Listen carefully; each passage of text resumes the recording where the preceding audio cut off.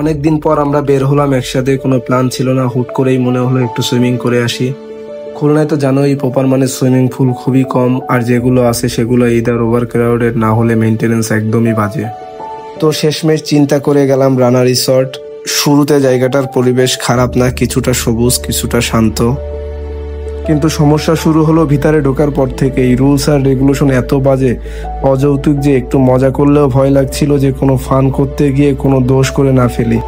ফ্যাসিলিটিসের তুলনায় entry fee আর food price honestly অনেক বেশি মনে হয়েছে আমার কাছে। সুইমিং পুলটা দেখতে মোটামুটি হলেও ওয়েদার কোয়ালিটি আর পরিষ্কার পরিচ্ছন্নতা একেবারেই মানসম্মত না।